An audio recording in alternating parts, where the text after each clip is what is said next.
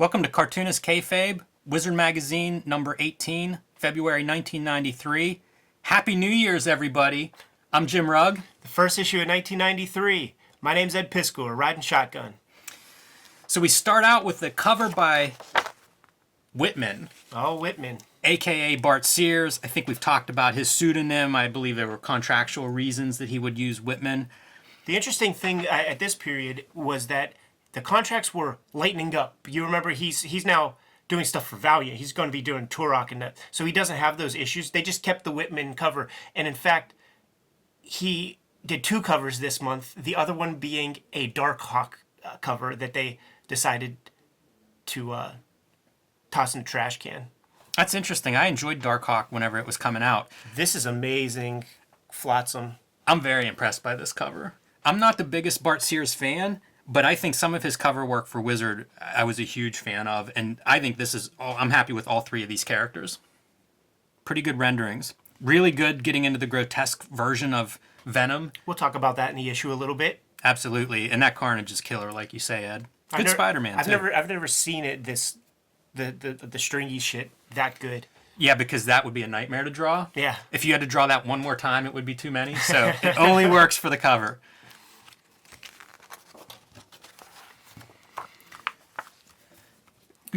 This is going to ring in a trend in comics in the foreseeable future during our Wizard coverage.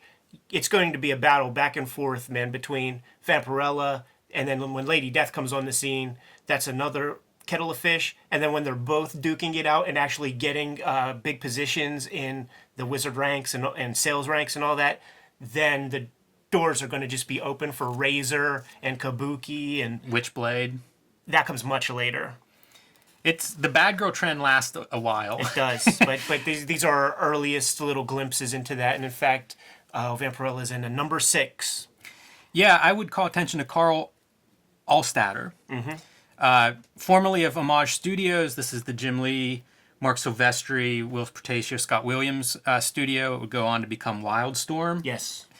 I did not realize that's where he comes from. Later, we'll see him doing work for Extreme Studios, Rob Liefeld's company, on books like Bloodstrike. He works all the territories. But this is very much in that Jim Lee-inspired territory. Bart Sears, speaking of, is now drawing Exo Manowar, at least for a couple of issues leading into the Turok series. Letter from the publisher. I don't have too much on this, except it's just kind of promo, going over what's in this issue. Pretty basic stuff. Yep.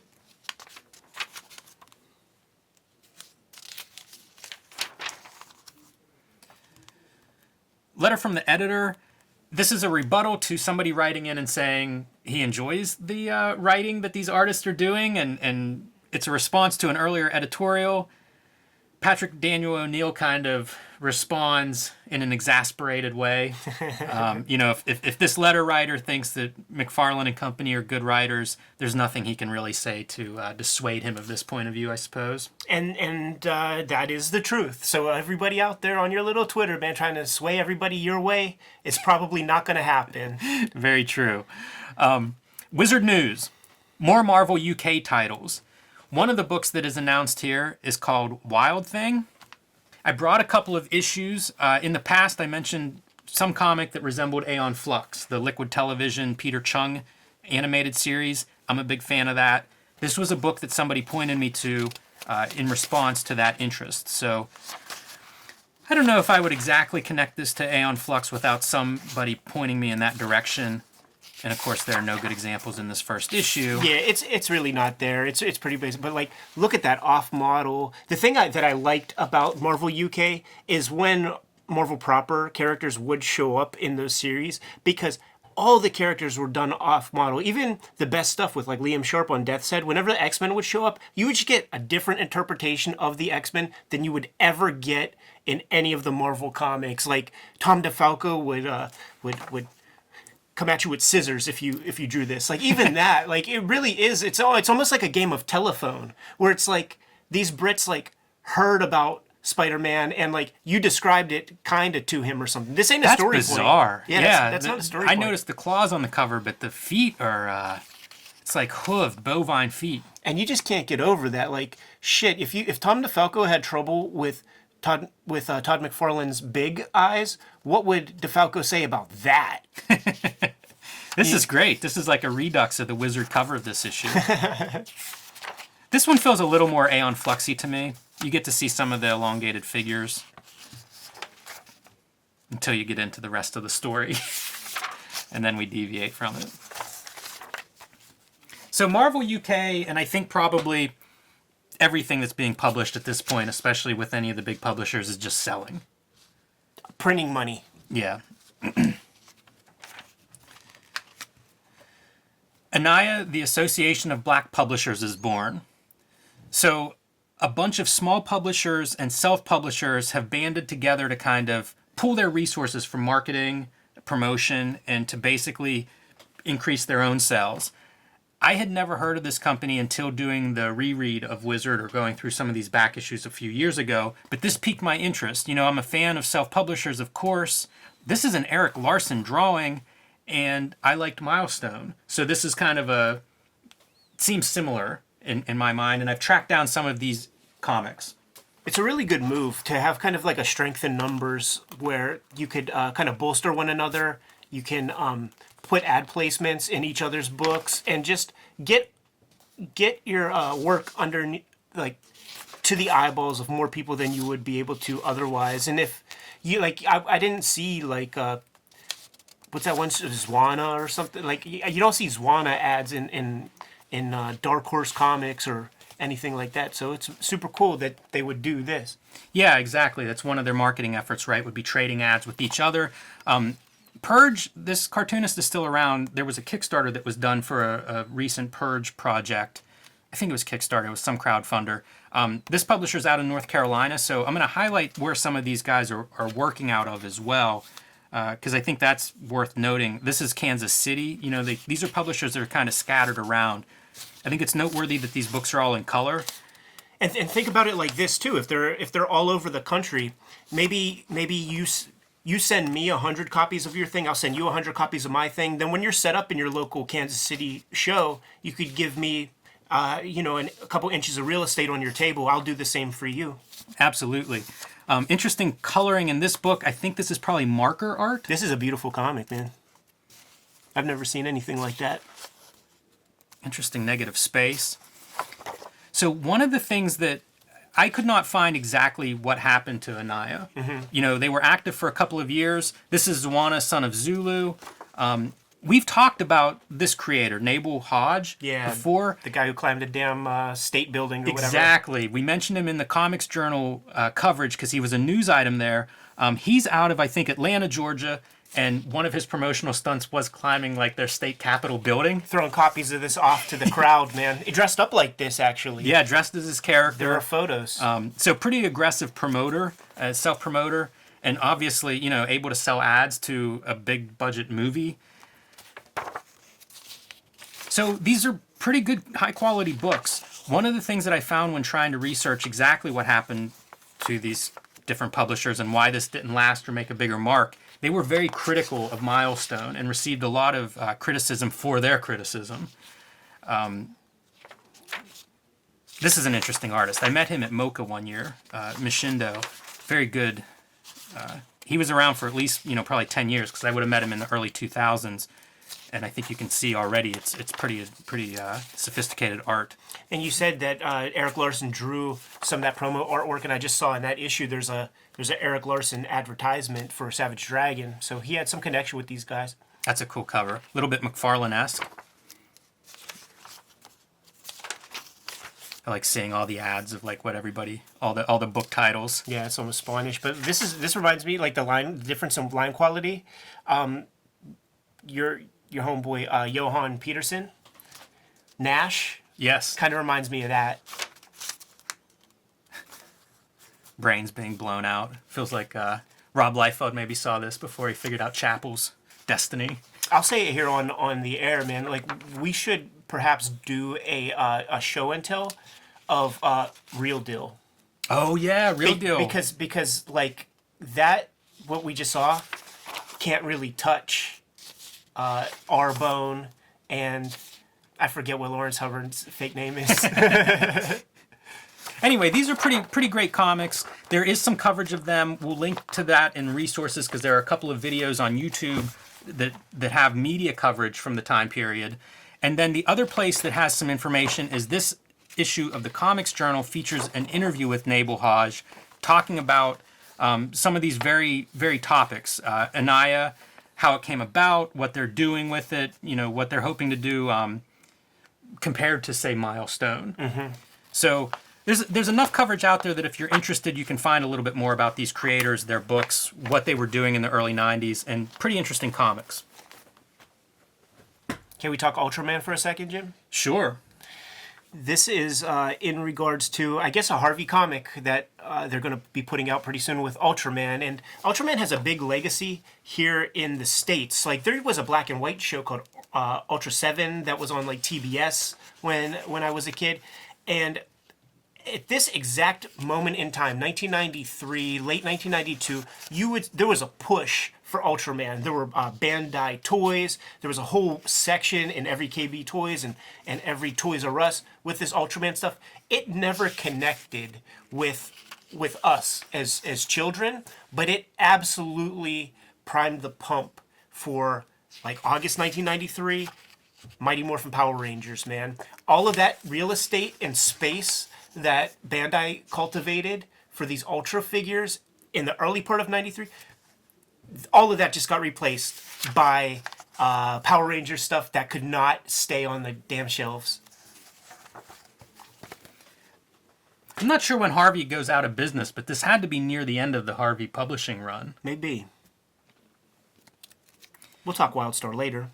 Malibu news. Malibu announces Megaverse is soon to spawn. Color Very deliberate comics, language. I assume that the Megaverse goes on to be known as the Ultraverse. Yeah, I think so. But the interesting thing here in terms of timing is another news item, Image and Malibu split.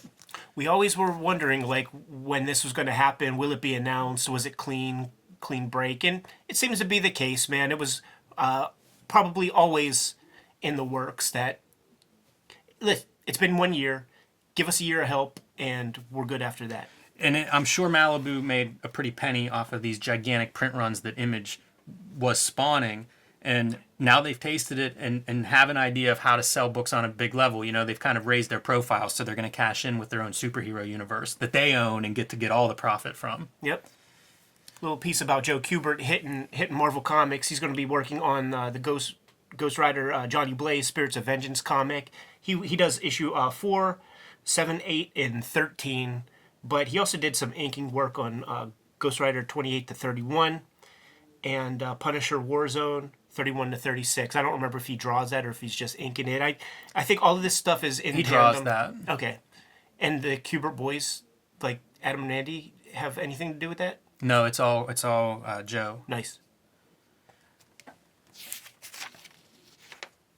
This is a preview for Dinosaurs for Hire, which I guess had been optioned for something at this point. Yeah, and I could comfortably tell you guys to, if you see any Dinosaur for Hire comics from, like, the first series, absolutely check this stuff out. This is not indicative of what it was originally.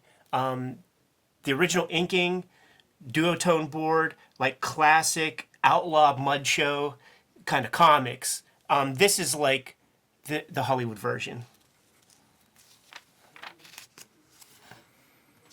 Collecting comics in the 90s, not much to say about this except longtime columnist Patrick McCallum is announcing this is his last column here. He's not leaving Wizard, but he's very busy on other tasks. Yeah, and they're putting out fillers to just get a sense of, like, where people's minds are, where their head is. We saw one of these in, like, one of the first issues. Now they've hit a way bigger audience. Let's test the waters and see what needs to go, what needs to be integrated into the series. It's so funny now looking back on these because magazines did this all the time. Yes. Would have surveys of their readership. And something tells me Wizard's Realm, the thing about role-playing games, that's not going to last very long. It wasn't there when I was reading. Palmer's Picks. This month, Tom Palmer Jr. looks at Ted McKeever. I enjoy Ted McKeever's work a lot. I think he's a very unique talent someone you might classify almost like in the Mike Mignola world in terms of he's working for semi-mainstream genre books, but nobody else's art looks like his. No, totally one of a kind, man. When we were talking pro wrestling stuff and his name came up beforehand, the best name that I could come up with was Raven. Super good worker, but quirky in his delivery. Wow, I didn't even think about a wrestling equivalent of Ted McKeever. I don't even know where I would begin with that. Very interesting. Long career. Yes, and highly respected. So this is one of his first books. Basically, Tom Palmer goes through what he's done up to this point, and he did several contained series, original works. So Transit was one of his first books. Eddy Current, one of his early books. I'm not sure which one actually came out first, but Eddy Current was a 12-issue miniseries, maxi series, and the conceit was it takes place over 12 hours. And this is a fun one to look at because his style changes quite a bit. 12 issues is quite a run for a young cartoonist. You see the examples of this with all these guys of this era, man, because like Guy Davis did Baker Street, and you just watch his art grow in leaps and freaking bounds. James O'Barr, same thing. Pretty accomplished, though, at a very early stage. Graphically, all this stuff works. It looks good, easy to read and follow. We'll skip ahead to the end. What is Mad Dog Graphics? I'm not familiar with the company. I don't know them either. They're out of Hollywood, California. This is dated 1988, but I don't know. I feel like they've done a couple things, but I don't know what else. Classic black and white boom stuff, man. The Turtles have hit, so the Hollywood guys are going to start generating movie promo stuff. Yeah, he shows up around 86, so it's right in line with that black and white explosion. That's incredible right there. Yeah, one of the things I think of with Ted McKeever is that ink line. Mm-hmm. I don't know, it's still a little bit controlled here, but what you point out, some of these hair squiggles, pretty unique, and that's what he comes to do, and I wonder what he's even making marks with once he gets further down that path. So you can see very strong black and white. And just amazing shapes, very design-oriented, and when I think of him, I think of just weird proportions. Like stuff that I would be too scared to try, but he kind of like lacks a certain self-consciousness of trying to, draw these crazy designy forms. All right, so one thing with McKeever that's unusual considering his style is so unique and kind of out there is he does a lot of work with Marvel and with DC. Even though he's not being trained to take over some monthly book and one of their licensed characters, he's still finding color work doing his own vision, writing, drawing, coloring this himself for Epic. This is dated 1991, and this is Metropol, and you're starting to see those thicker lines, that more abstract line work that I think of as characteristic of his work, doing these textures. You aren't seeing this in other comics. This is even a color palette that's really, really beautiful. Is he working with a colorist on this? No, he's doing his own coloring. That's incredible. He did a book in between this and Eddy Current called Plastic Forks. Yes. That he paints the color in. So, that was always part of his... I guess it wasn't for Eddy Current, but I mean, color was always a part of his work. He's done a lot of painted work. These are like those Midwestern, quote-unquote, hues that you would hear about, like with even like Chris Ware. I was going to say, there are some similarities to Chris Ware's color palette. If you took Chris Ware and crossed it with Watchmen, where they're using a lot of the secondary colors, you might get something that looks like this. And still keeping with those unusual, character shapes and designs. This is a really fun series, in my opinion. It takes place in kind of a I want to say apocalyptic, but it's not. It's more like the biblical revelations, like plague or something. Yeah, the end times. And speaking of Mike Mignola, he actually does a backup in 3 of these where he brings Eddy Current back.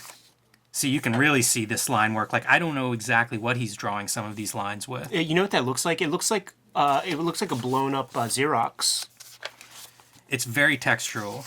I was always interested in cities. I grew up in a rural area, so cities always held a certain mystery to them. Yes. And that's what this book is. This was a big one for me of just thinking of city as setting, and it was a different version of city than what you're seeing in things like the Marvel Universe. So this is Mike Mignola, early 90s, probably before Dracula that we've talked about, but coming in strong with Spotting the Blacks. Very iconic kind of compositions. And it's written by McKeever. And colored by him. So we could say that McKeever, he might not be everybody's taste, but he is a cartoonist's cartoonist. Double-edged sword. Yeah, I think that's a very fair assessment. Yeah, double-edged sword. You're not going to make. You're not going to become a billionaire, but you're going to have respect of your peers at the very least. One of the first things I ever ordered from pre-orders, like advanced comics and previews, was Ted McKeever's Metropol Collected Edition. I probably ordered it because I read this Palmer's Picks. That's awesome. And then got this. This is 1995 is the publication date. And it's a black and white reprint of all of the Metropol stuff. So like 15 issues worth. And this is where it really shines. You know, his depiction of this city, especially the city at night, it's just grotesque. And then all of these textures and demonic creatures. You know, it's basically these cyborg angels battling against these demons that are taking over with people stuck in the middle. And this whole city gets walled off. So they're just fighting for survival and trying to stay alive. And escape is almost not even an option. You know, it's just survival. Really good nightmarish kind of stuff. Cool voice. Weren't other comics like this. I think there still aren't. Show off that spine. Other comics like this. That's awesome right there, man. And then Tom is just pointing the nubile young reader to the body of work that McKeever has put out so far. Yeah, and up to this point, like we said, it's Transit, Eddy Current, Plastic Forks, Metropol. There's a couple of listings of anthology work like A1 where he collaborates with Dave Gibbons. Kind of interesting. I don't have this issue or else I would have pulled it, but there's a story that Dave Gibbons writes, which must be an early writing effort of his, and McKeever draws. And then there's one that McKeever writes and Dave Gibbons draws. So that A1 first issue might be worth it just for those two stories. He would go on to do, you know, I mentioned Marvel and DC. He took over Doom Patrol with Rachel Pollack after Grant Morrison's run ended. He did a Spider-Man Tangled Web at Marvel. That probably would have been late 90s, early 2000s. He did 3 Elseworld stories that were based on like German expressionist films like Superman Metropolis, Batman Nosferatu. Oh, that's awesome. And Wonder Woman, the Blue Angel, I want to say. The Blue Amazon, sort of based on the Blue Angel. So those were big square-bound books with DC's big 3 characters. Which is crazy to think of. The guy who's drawing like angels and demons killing everybody in a walled-off city ends up getting to play with the biggest icons that DC has. So Ted McKeever, one of the alternative guys that I found early on that I kind of fell in love with and expanded what I thought of comics, especially comics art. You know, this was a long way from Homage Studios. That's true. On one hand, I was almost going to be like, hey, a new Spar ad. There are some really interesting ads this issue. Here's another example. This is Jim Starlin doing writing and drawing a Silver Surfer Warlock comic. Pretty cool. Starlin, you know, famous for his Captain Marvel work and Warlock stuff in the 70s and 80s, and now he's kind of back. Yep, drew Marvel graphic novel #1, Death of Captain Marvel. David Quinn writing at The Edge. This column is about David Quinn's experience at a comic book convention and plugging an upcoming comic book convention appearance. It's amazing to read this because there are comic book conventions now. There are 10 of them every weekend of the year. I guess they were very, very rare. You know, I mean, we see some listings in the back of the book, but he talks about it like he had just started going to them and it's been a great experience and says meeting fans is a collaboration. I don't know about that, but he does encourage readers. You say you're into comics, but conventions are something you haven't checked out yet. What are you waiting for?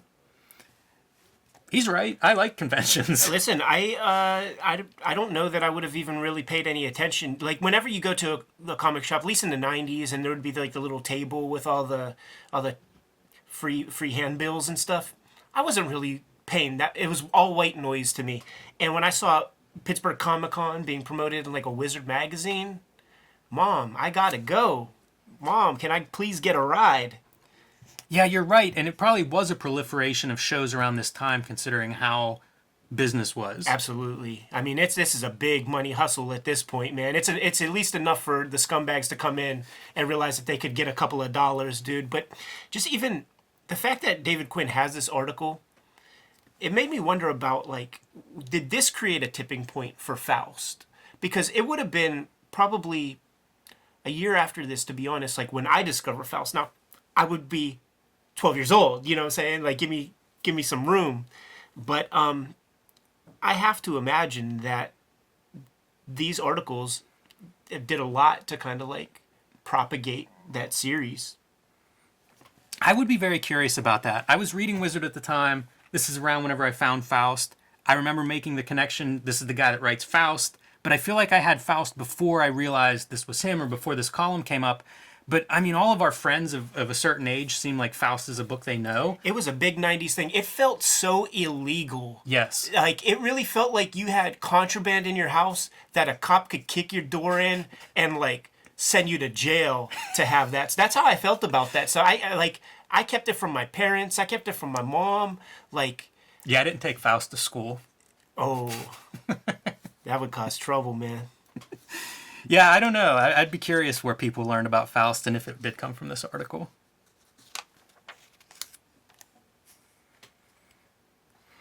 At the controls, Glenn Rubenstein reviewing sports video games. Yeah, we could cut promos all day, but that PGA golf game is something that, like, me and my homeboys played a lot. This hockey game was my college education. I believe it, man. This is the version. We played several years of hockey. Yes. So this would have been like 1993. I don't think the year was part of the title. You know, this was the first version. We played 94 and 95 quite a bit. The graphics were the same in 94, and then they switched to 95. Certain features would come and go. Manual control goalie shows up in 94, and that was huge. That was really big. You needed that because... Oh, yeah, because the breakaway move...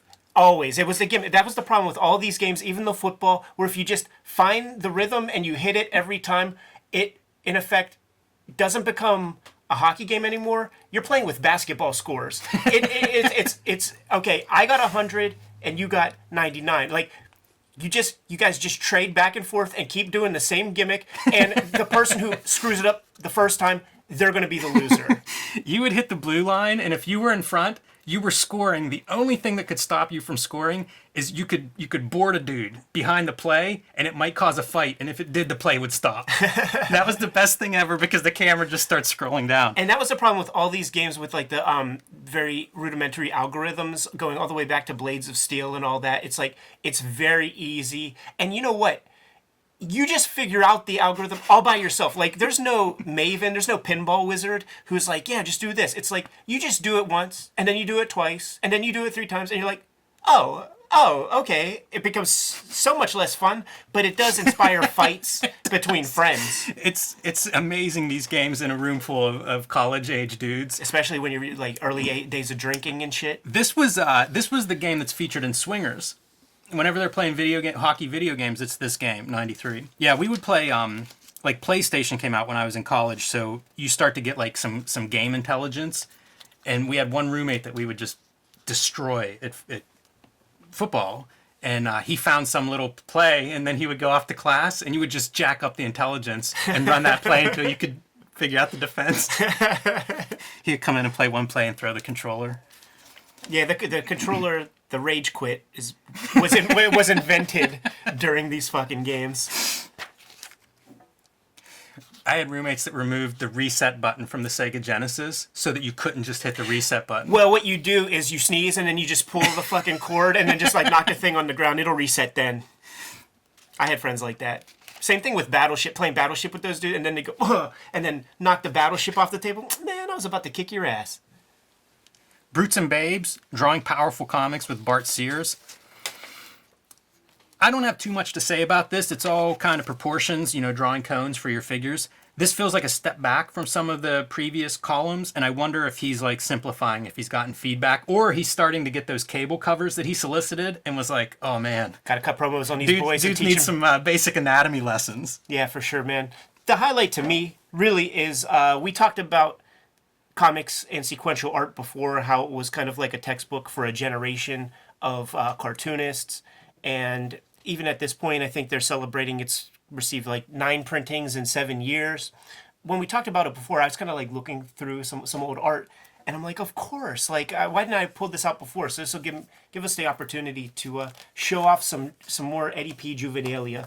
So comics and sequential art, it covers the gamut from even just comics to storyboards and stuff like that. And then when he small chunks it and talks about like even lettering and what the dialogue bubble represents, but then it gets into comic book scripts. And when I was this age, this for Wizard, like, 11, 12, I just wanted to be a jobber penciler when I grew up. Like, I didn't think about doing the complete product or anything. So when I was getting my submissions together, I was scratching my head trying to think of story. And in the later days of the Spirit, Jules Pfeiffer, when Wally Wood was a part of the whole scheme, and you could see all this ink, like you see all this stuff, man. You could tell Ed spent time on this page, man. But this is what a Jules Pfeiffer Spirit script looked like. He would basically just do a quick and dirty version of the comic on typing paper and pass it off to whoever his artist is. And this is Will Eisner just kind of breaking it down. So when I was a kid and I'm like, okay, I want to fucking get in the game, I decided to have a collaboration with Jules Pfeiffer, man. And I dug out some of those pages, Jim. So you can... Yeah, I want this to be visible. So we'll try to do, I don't know the best way. This is the first page. So we'll start with that and then we'll kind of maybe move the book. Yeah, that's fair. But you can see the corresponding layouts. And I actually, this ended up, I drew it when I was 16, and it ended up being in my Kubert School portfolio. This is crazy, the amount of text that's in the layout. Yeah. Ed, you worked with Harvey Piskor early on. I did. Were his layouts comparable to something like this? These are very basic, and I've... Far more basic was a Harvey layout. The stick figure with the triangle on the head, that's a female. And then the regular stick figure is a guy. Whenever I was putting this together, though, there's this like little alien character that shows up. And like, I haven't really put this character into comics, but like, I draw this character a lot. And I've drawn him since, like in sketchbooks and shit. And he sort of was invented on the page here. These are pretty great, man. For being a very early effort, these look really good.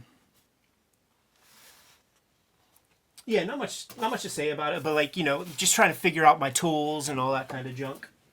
These are such big things. Like, I remember getting a sample script early on, and it's like everything. Because I can barely write something now, but when you're first learning to do it, like having that script is huge because it forces you to draw some of the stuff that I was not going to make myself draw otherwise. For sure. And this was crucial because you just can't read all of that stuff. Yes. So like these exact smudges were put on these pages right while I was drawing those comic pages, I'm sure. But those are part of my first 1,000 pages that never saw the light of day before I had my first professional gig. I do love this ad. It's such perfect placement. Good. I made a note on this issue about the ads, so there's a few that stand out. And here's another one. Guess who's back? Valiant 2.0. Jim Shooter returns, and he's poaching some of the talent from Valiant. David Lapham, the young hotshot artist. Janet Jackson, the colorist from Valiant that was pretty distinct in her coloring. Yeah, I think she's adding a couple colors to her palette here, too.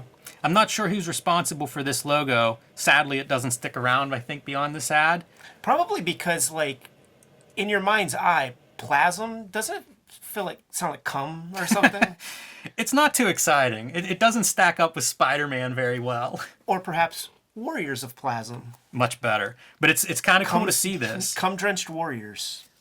And, as we've said in the past, Jim Shooter's going to be in and out of comics and running these different companies and trying to grow universes regularly for these first couple of years. For many years. Broadway comes far later. Hollywood Heroes. There is some fun stuff in here, man. Like Mango's cutting promos on the Korean animation studio called ACOM, who was responsible for all the X-Men delays. Like, the show was being promoted, and they aired and re-aired that first episode a lot of times. And there are still remnants, man. Like I said in an earlier episode, take a look at that Gambit in that opening screen. He's clearly supposed to be holding that stick in front of him, but those Koreans draw the line for the stick, and it looks like it's behind him. It's all messed up.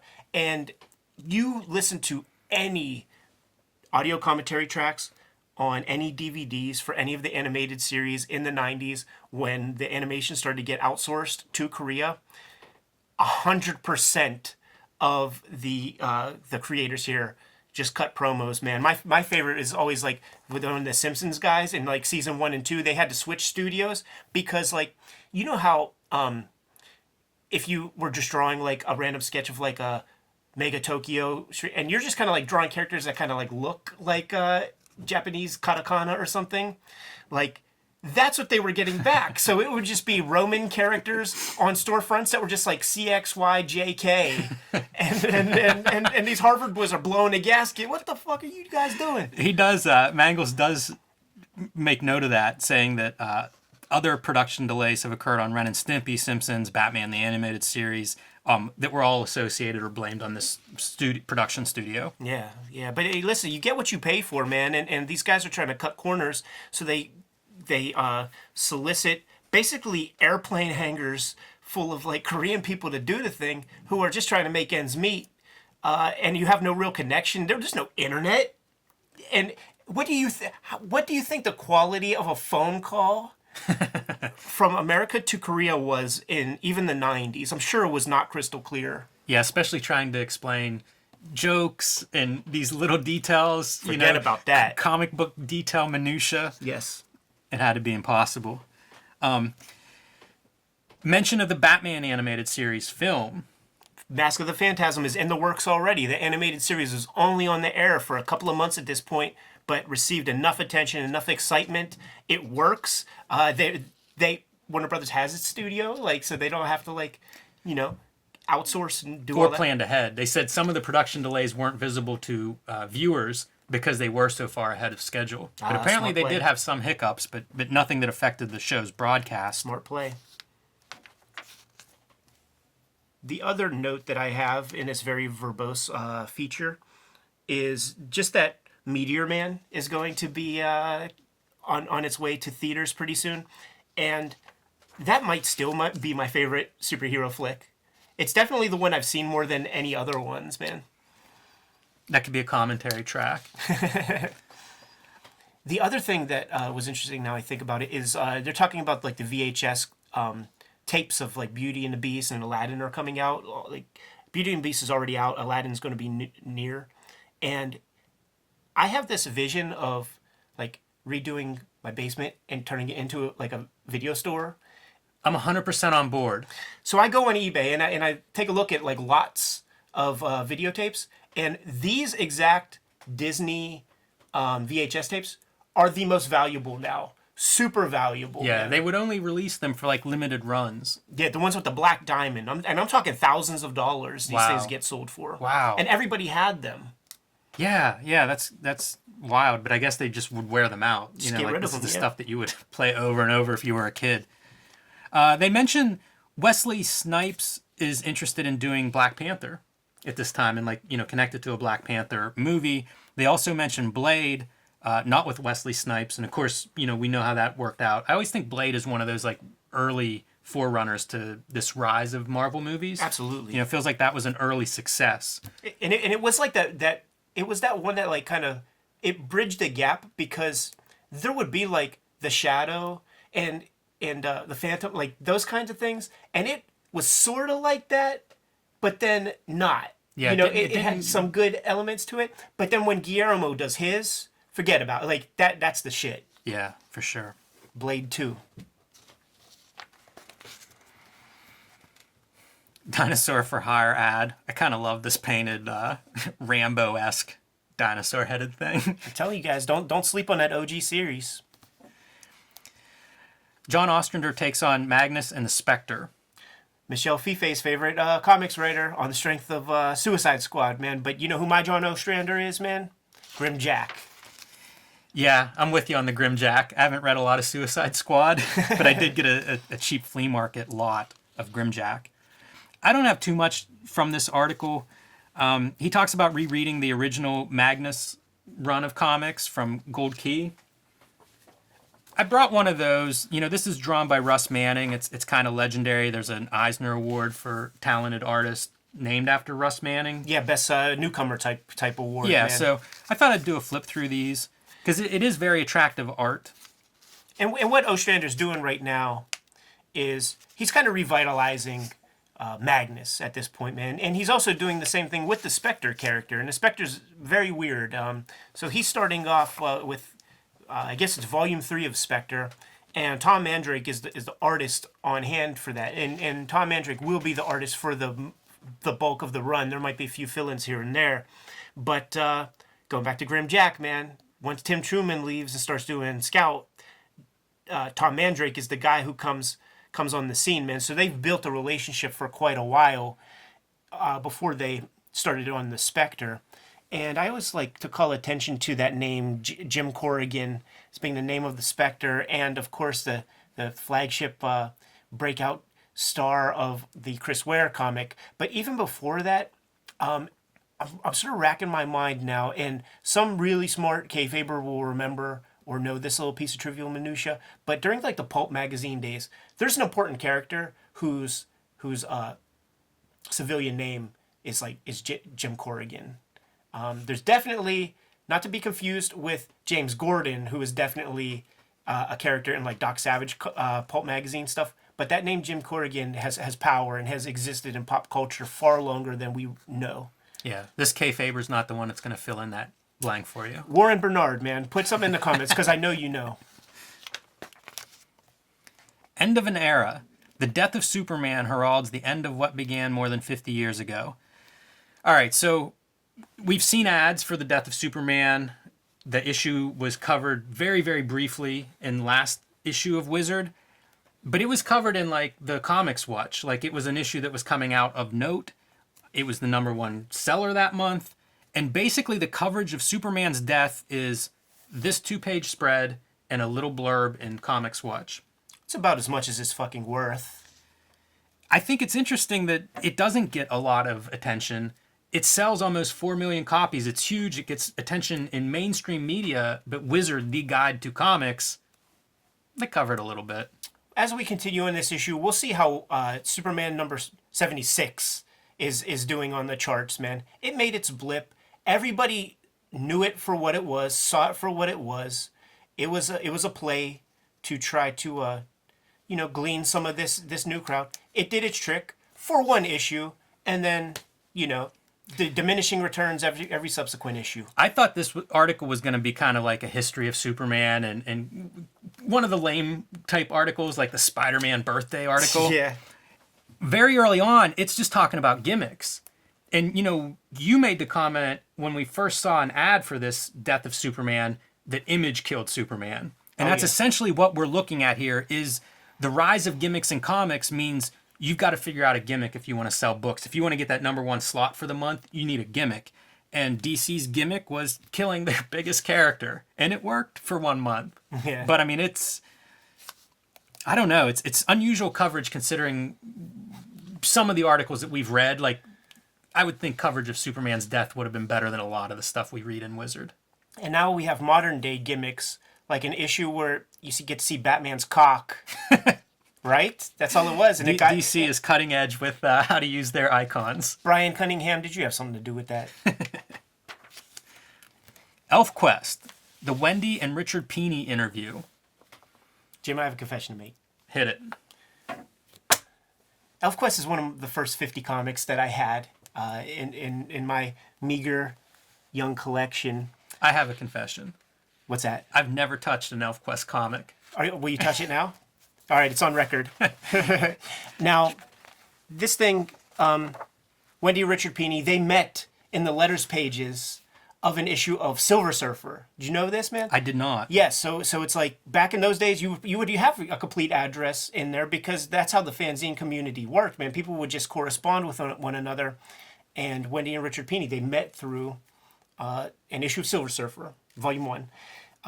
Let me call attention to the indicia here, not to derail you. Yeah. This is May 1989. So Elfquest starts in 1978. One of the things that interests me about Elfquest is these are direct market pioneers, self-publishing pioneers. Absolutely. It's kind of random that I haven't read an issue. I have nothing against Elfquest. Historically, it's a blind spot for me, but it's interesting to note, they kept this stuff in print. Whenever trade paperbacks come up, they're doing trade paperbacks. Whenever webcomics come up, they're putting this stuff online. Like, they really are sort of that, pioneering in the self-publishing department and getting the most out of their books and their comics and their work.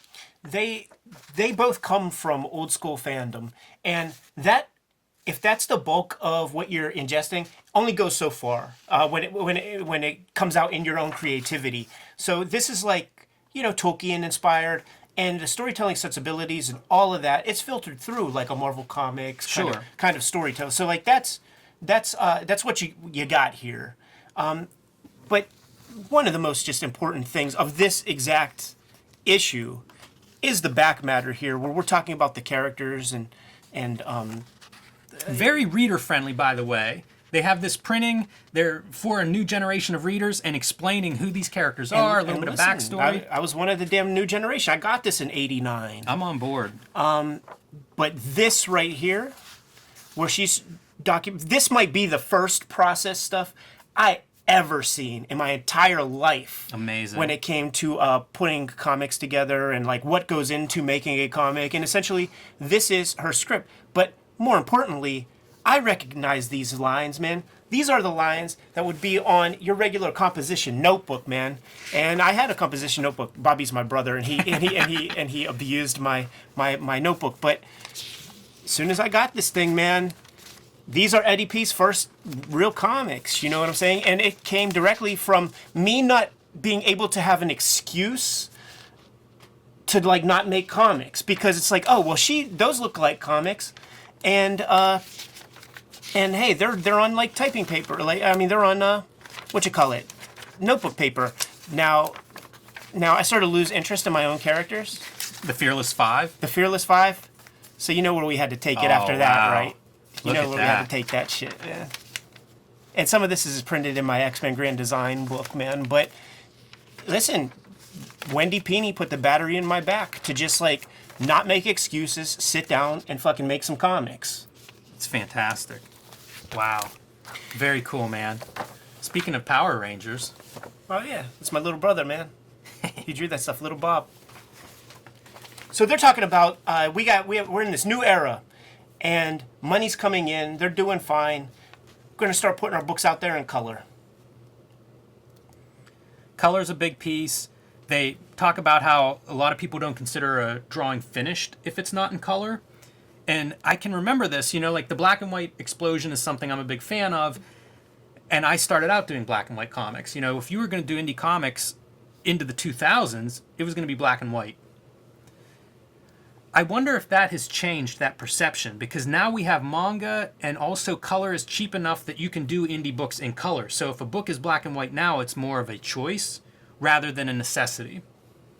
Yeah, I mean, it's still more expensive than black and white. And in a pinch, you'll go black and white.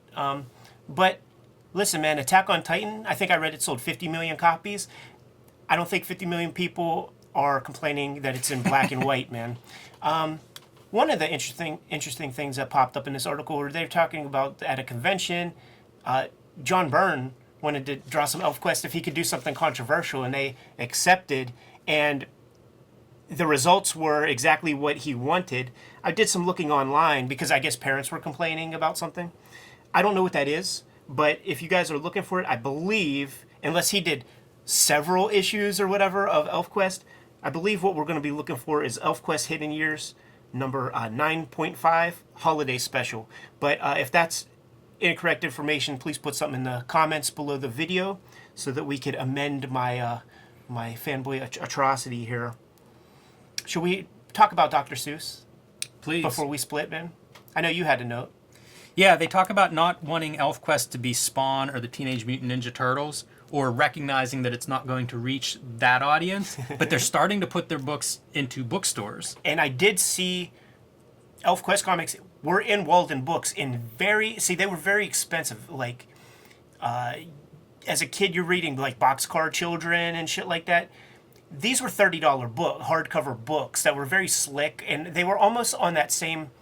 They were almost stored next to like the TSR Dungeons and Dragons stuff. Yeah, that's where I used to find there'd be like a shelf maybe if you were lucky, if you had a good wall and books.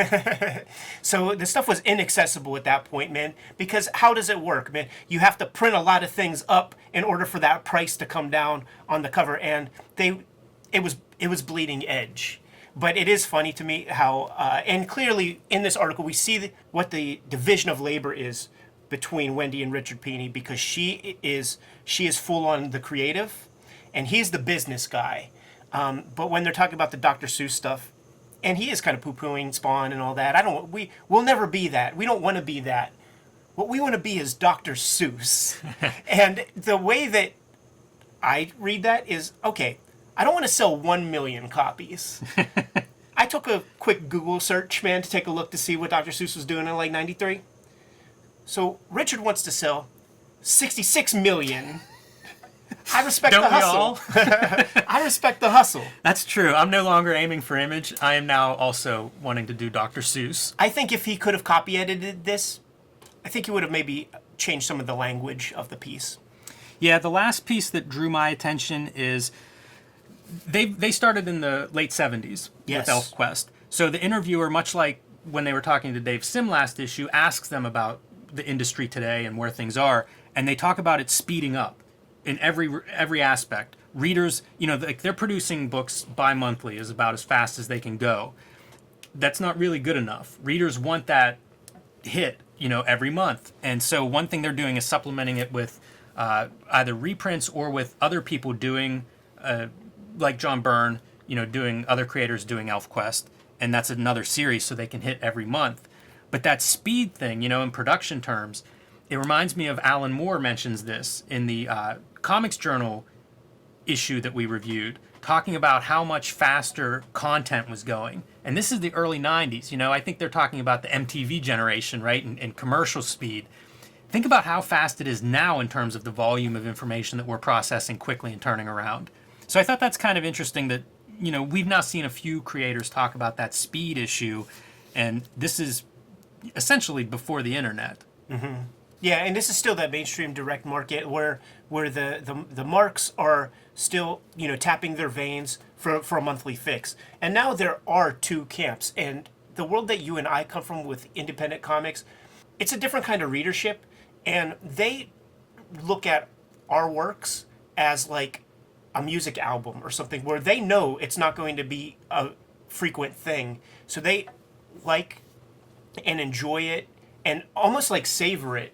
That was a big difference when I started doing the X-Men thing, and people were like, wait, these six issues are going to come out over the course of 2 years, a year and a half? Like, what is that? Blah, blah, blah. And it's just like, okay, there's still the fiends, man. There's still the fiends out there who are looking for that monthly blast.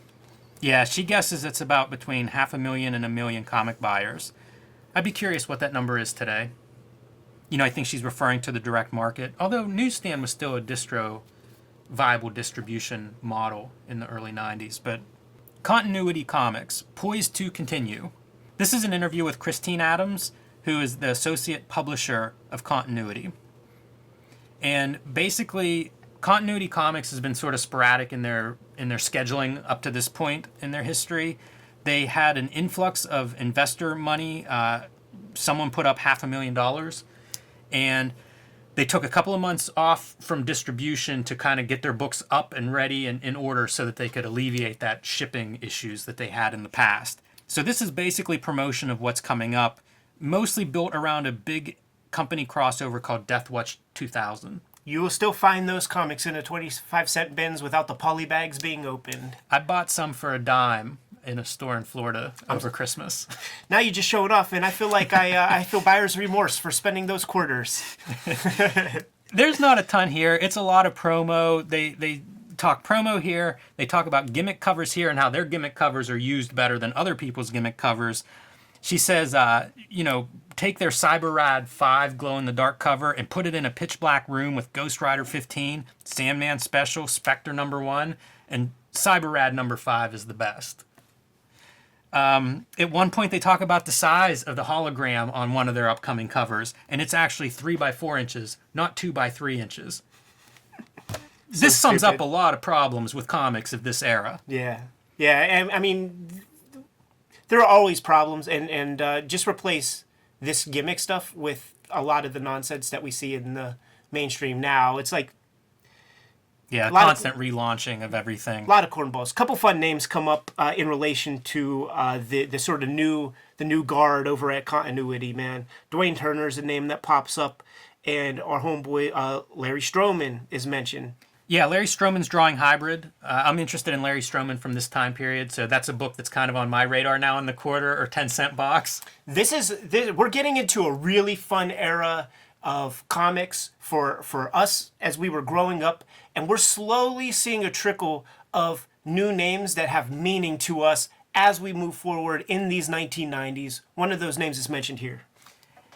Aaron Weisenfeld.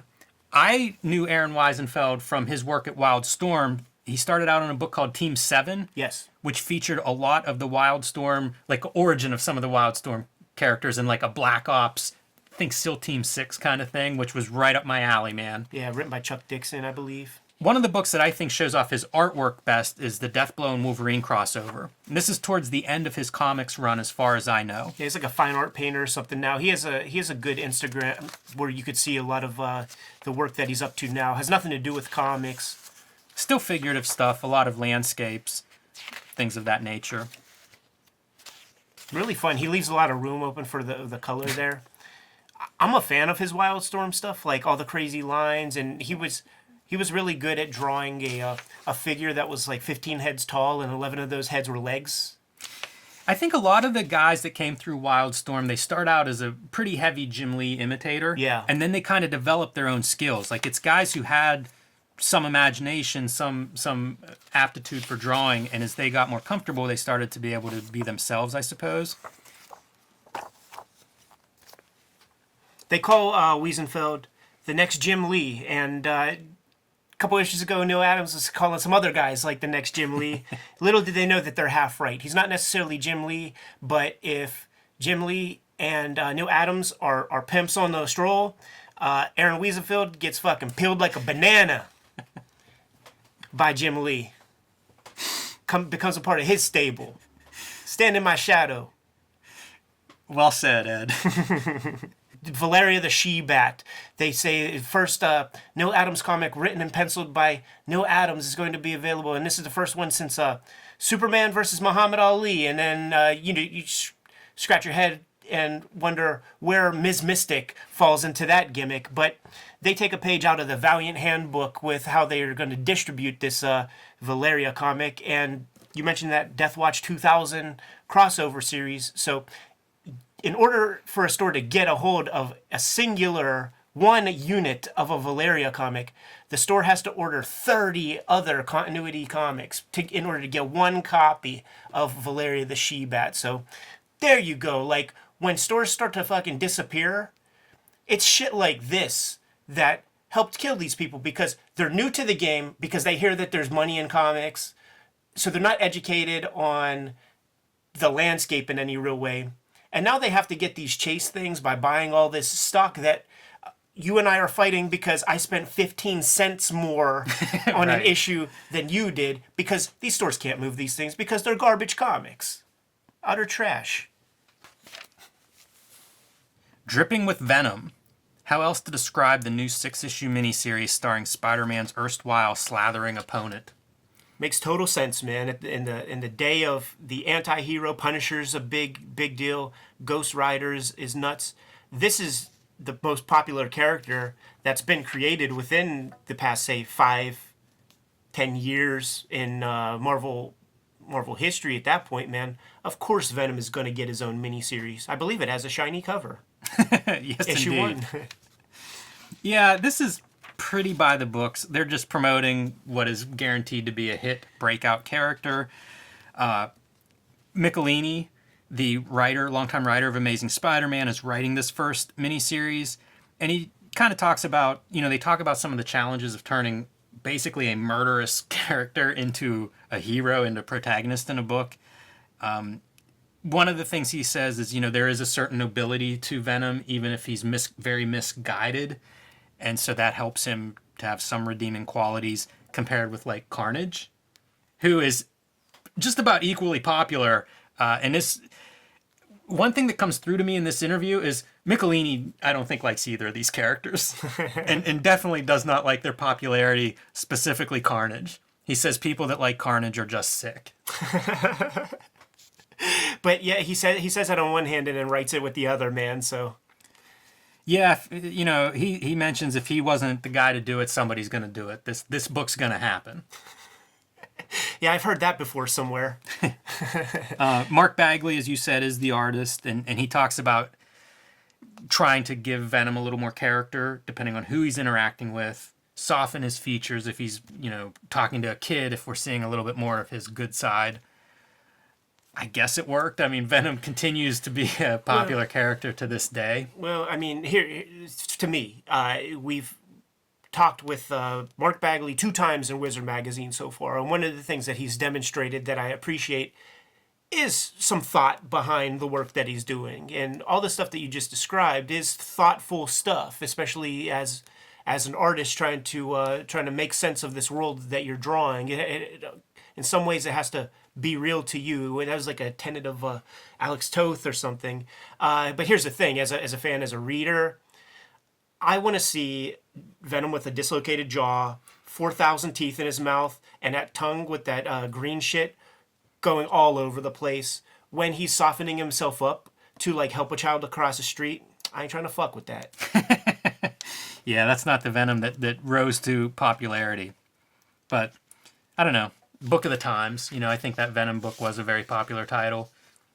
This is just propaganda for it. Yeah, I mean, I don't know that the book was, but the character certainly was. And to this day, I mean, I'm sure, you know, beyond comics, like just the merch sales alone, like sometimes that is what you are creating. You know what I mean? I'm thinking like, you know, Glenn Danzig Misfits or something. Like they sold way more of those shirts than they did records. And those Venom shirts, man, they were all over the place. Still are. Spar returns to Atomic Comic ad. Going indie. Yes, very indie.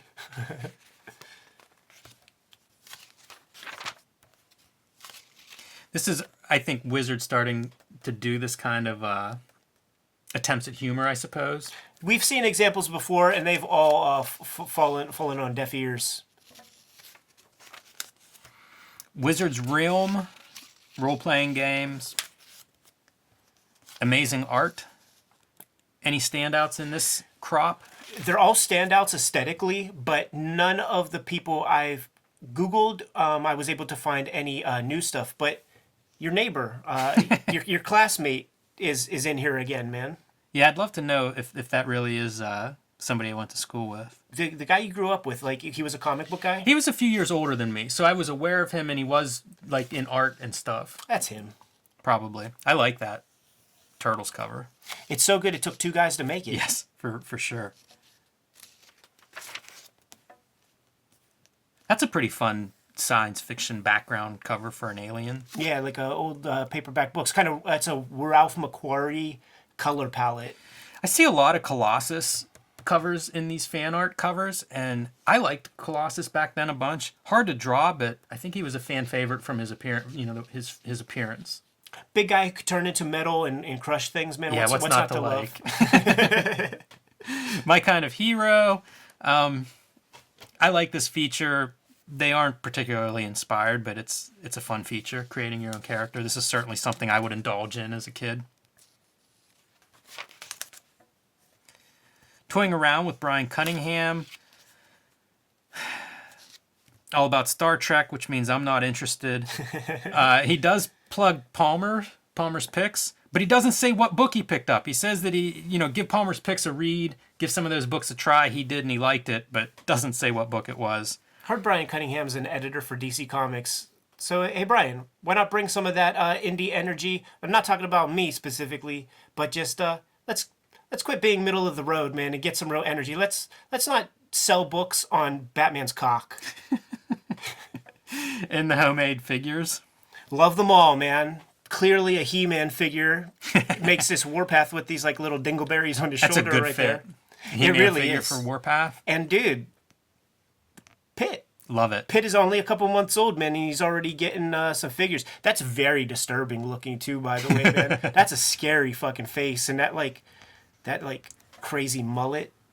It should be scary. If you made Pitt the right way, that is a scary figure. Mission accomplished. First price guide is coming up for the toys. This is when I discover like how much my damn black suited Spider-Man was worth, and I'm like, fuck, I shouldn't have eaten a hand off and lost it. Comic Watch, Uncanny X-Men 49 and 54, first appearance of Polaris, first appearance of Havoc.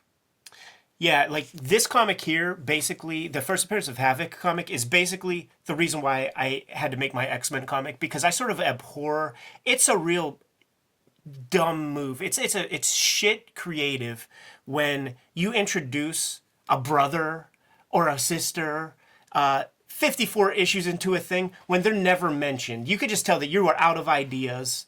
And like my whole thing is like, let me try to make it all work as a piece. And so like this inspires that. And of course, these both missed the mark. If it was Kayfabe Comic Watch, we would be telling you to grab one of the issues that Neil Adams put together on this face of the page, and we wouldn't tell you to get the Uncanny X-Men comics that have just a Steranko cover. We would tell you to get like the next issue when he's actually making the damn comic book and coloring it and writing it. Well said. Let's get the fuck off this garbage. Crystal Ball, the comics they call out here we're going to get to. And picks from the Wizard's Hat. Listing of the hottest book shipping in January, starting with Darker Image #1. We talked a lot about that, man, but if you want to show it off, why not? Never have enough of this. Eternal Warrior #9 introduces Geomancer. Who's coming up with this? Wildstar Sky Zero #1. Continuing the trend of like the Image Creator 2.0, man, second generation catch. Is this a Rub the Blood? This is all kinds of stuff. There's embossed on this cover. There's foil on the cover. Matte finish black. There's embossed foil. There's foil and then embossed foil. Man. Look, it's like Dragon Balls. Great stuff here. We talked about this earlier. Jerry Ordway, co-creator. Al Gordon, co-creator. I'm not familiar with Gordon's work beyond this, but Ordway was like a journeyman, like working on Superman and stuff, and he had interactions with... can we go back one real quick? He had interactions with Rob Liefeld in the Days of Fandom, and I actually really like his drawing a lot. I do think it's boring, but I think it's all there and it's all sound, and I do like it. And I think of him as a square guy. Like, I don't know him to look at him or anything, but right. when I see the art, I know mostly from Superman, and I'm like, this is some square-ass shit. So it's actually even grosser to me when I see, like, a square dude kind of, like, go here, because I don't even want to think of them as, like, even sexual beings in any sense of the word. And, like, there's something extra lurid and disgusting about that to me. Well, if that doesn't disgust you, how about ripping off a guy's face? Totally acceptable. Fucking love that, man. Yeah, this is some strange stuff. I think of Ordway as kind of a classical artist. Yeah. You know, almost a guy from a previous generation, or a guy who maybe idolized that previous generation style, very clean. Yeah, step more dynamic than a Kurt Swan. There you go. This looks kind of cool, though, and I'll be honest, I don't remember the particulars of this book, but digging it out and flipping through it has I'll probably end up reading this week. I said it before with several other comics that we were showing off in the past, man, where the Spawns and the Youngbloods and the Savage Dragons would have these critical masses, and you could find them easily. But then you would see an ad for a Wildstar, or even a Shadowhawk was less easy to find. And we would just mythologize, and Wildstar was probably my favorite character for a week or two. And then, you know, of course you get the comic, and it's like, well, whatever. I'm going to be very excited when we talk about Strike File. 1000%, man. Amazing Spider-Man 375. If you haven't gotten enough Venom, there's a big double-size issue. Death, the High Cost of Living. So I think this is the first Sandman spin-off. Absolutely.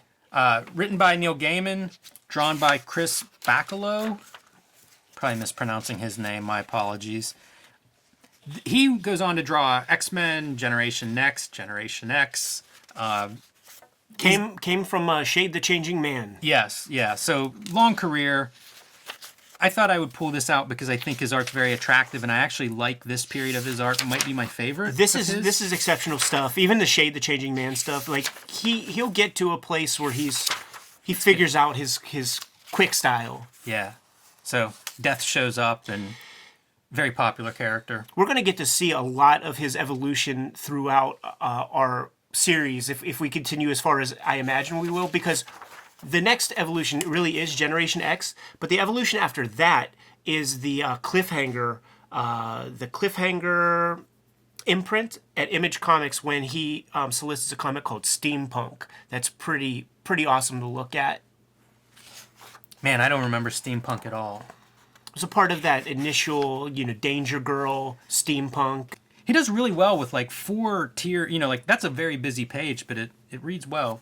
It's a good way to handle things, like close-ups and kind of talking heads. There's his work will get pushed in a more, I would say, McKeever-ish sort of proportionality and design sense. And like to me, that's top primo Chris Bachalo is what I called him as a kid. Respects, no offense. Yeah, so pretty cool. Spawn number 9. The most expensive comic ever created, not for the consumer, but for the individuals involved. Yes, I'll say. This is the second Spawn issue that features a top writer. Issue 8 started that trend. There's going to be 4 of them. This is Neil Gaiman, following Alan Moore. What do you have to say about this story, Ed? Well, just looking at court transcripts, depositions, all that stuff, Neil Gaiman was paid about $100,000 to write this thing. No contract, verbal agreement, the homeboy level. Yeah, and we'll put a link to the deposition. There's a Todd McFarlane deposition and a Neil Gaiman deposition, but we may be getting ahead of ourselves. So this story features Angela, a spawn hunting angel, and medieval Spawn.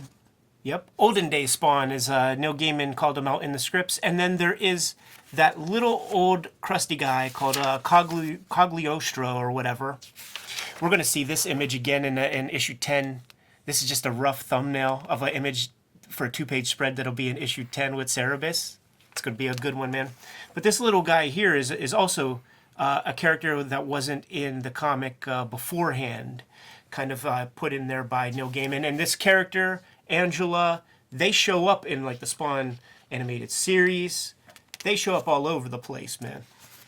Right. She gets her own limited series, lots of toys. It's a character that becomes part of the Spawn universe. Same with the medieval Spawn. And as you say, the depositions reveal that he was paid $100,000, no contract. Everybody always says, get it in writing. Pretty unusual, especially a project of this scale. And this leads to all kinds of problems down the road. In 1997, I think it's Terry Fitzgerald, who runs some of Todd's business interests, they start to pursue a contract with Neil Gaiman for all of this.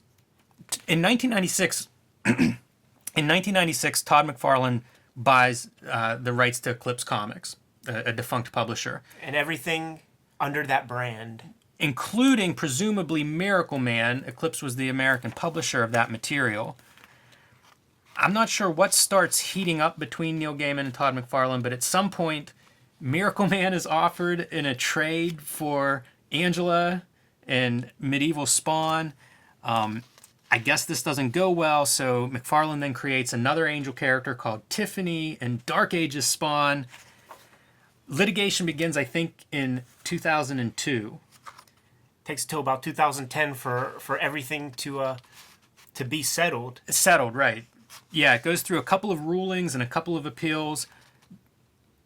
It's Byzantine. One of my favorite things is that the judge had to sit down with hundreds of issues of Spawn and go through it the character's entire mythology to try to figure out where Neil Gaiman's influence stops and where the McFarlane contribution kind of begins, like when it comes to introducing all these other characters.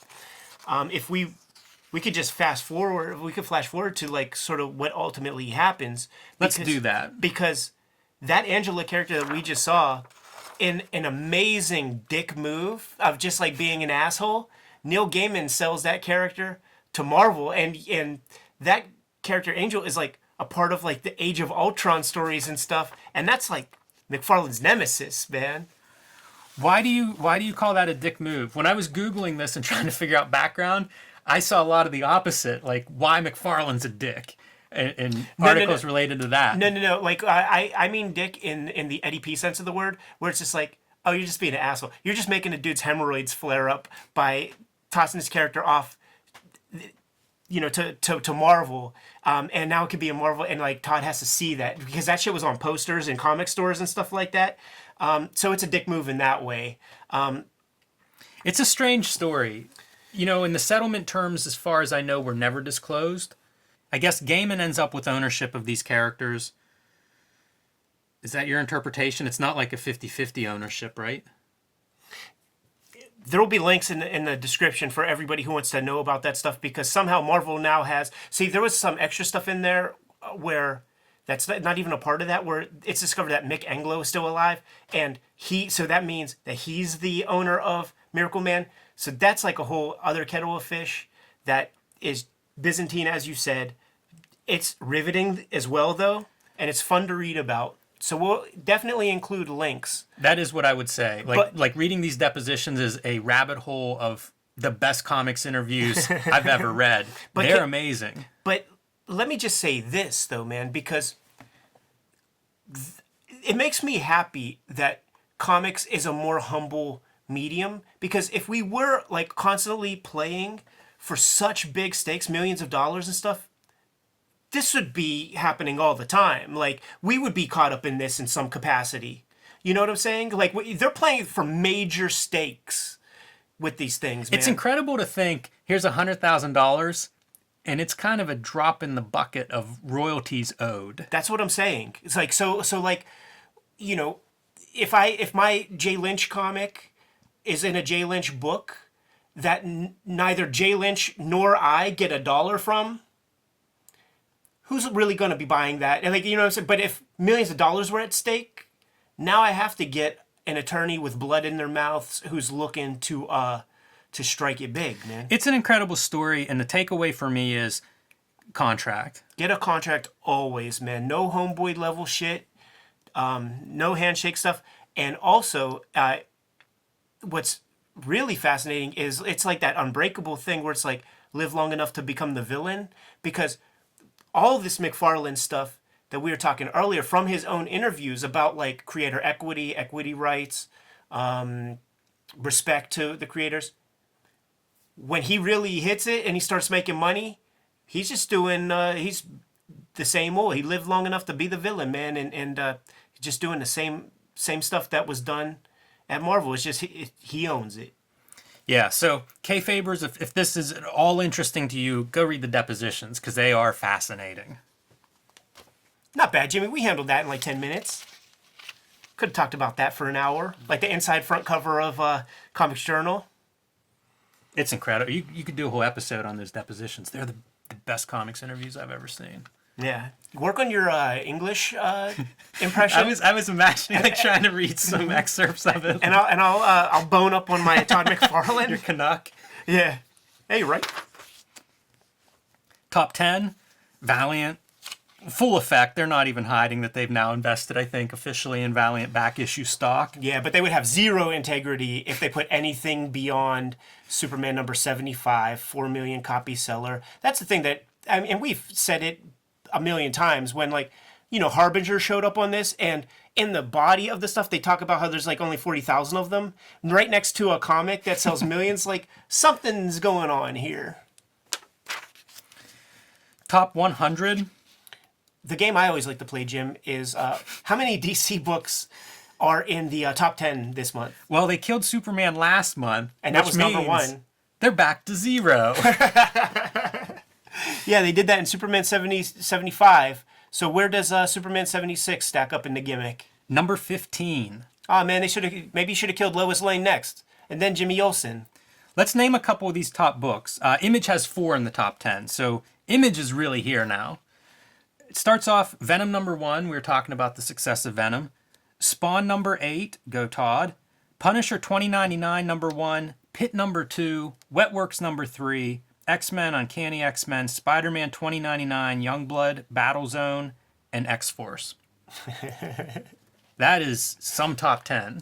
If we were more prepared and did a little bit more research, we would investigate how many of those top 10 books even came out. Because, I mean, they eventually did, but not at this point in time, man. Wetworks certainly not. I'm quite sure Pit number 2 did not come out the month after Pit number 1. Pit number 2 is interesting because I remember Pit being a hit, which clearly it is. I don't know what the quantity would be for the number 4 book at this point, but I mean... Hundreds of thousands. Yeah, I mean, well, Spawn 8 we know sold 1 million something, so... Right. 800,000 maybe, 600,000, some astronomical number. And Del Keown had talked about being on the Hulk and the Hulk selling like 100,000. You know, it wasn't a top-selling book. So to go from that to like back-to-back top 10 books, man... You're making some ends, man. Yeah, that's a good couple of months' work right there. Wizard Market Watch. The stuff that stood out to me, back issues are really not selling much. Like if you flip through here, you don't see any appreciation of back issue pricing. One book they cite is the 70s Tomb of Dracula series from Marvel Comics.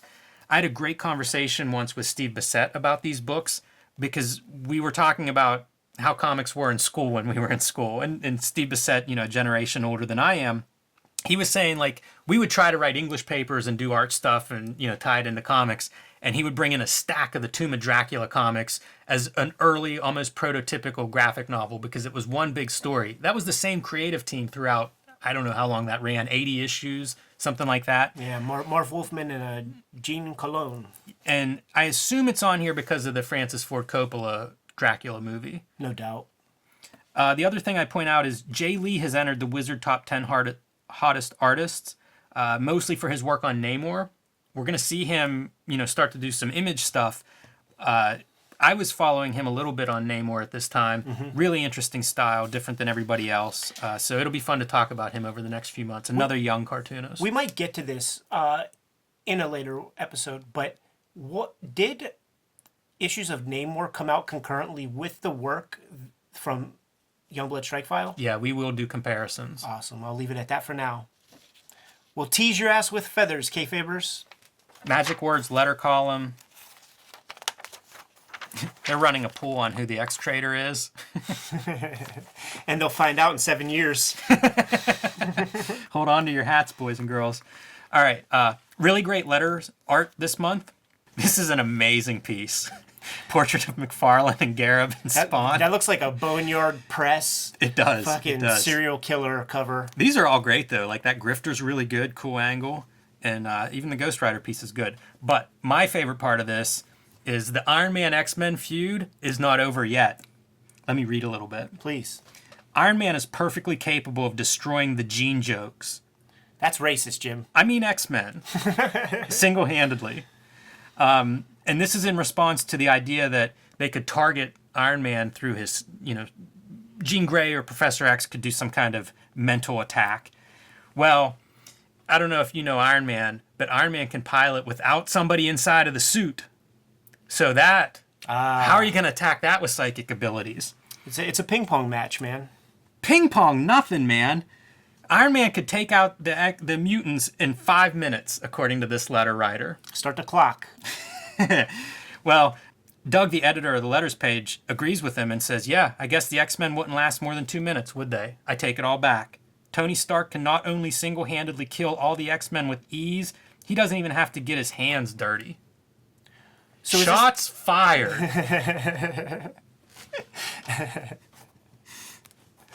That's almost worth a zine, man. I'm thinking about it, or a compilation of just reading all the letters. Maybe I'm thinking small. Maybe I gotta call Gary Groff to get a nice hardbound collection. of these done, man. Would you design the cover? Yes. Can I sell it with that? We need to put that together as a proposal. That's the zine. Gary would laugh us the fuck out of America. So that concludes issue number 18 of Wizard Magazine. Stay tuned next week, man. Another Whitman cover. Yeah, another awesome Whitman cover. This is in my wheelhouse now. Wolverine Sabretooth, please. Loved it. You can follow us wherever you're active online, either through Cartoonist Kayfabe or individually. I'm at Jim Rugg Art. I'm at Ed Piskor. We've opened a spread shop merch shop where you can buy Cartoonist Kayfabe mugs, t-shirts, sweatshirts, whatever you're into, including the Frederick Wortham Can Eat a Beep, or the new Read More Comics design from Ed. Yeah, for sure. And Kayfabers, everybody who has bought stuff, first off, thank you for the support. But please, tag us in any photos that you may take when adorning the Kayfabe merchandise. We really appreciate your support to the channel. Make sure you like, follow, subscribe, hit the little bell notification button so that you can be appraised whenever we have new episodes out there.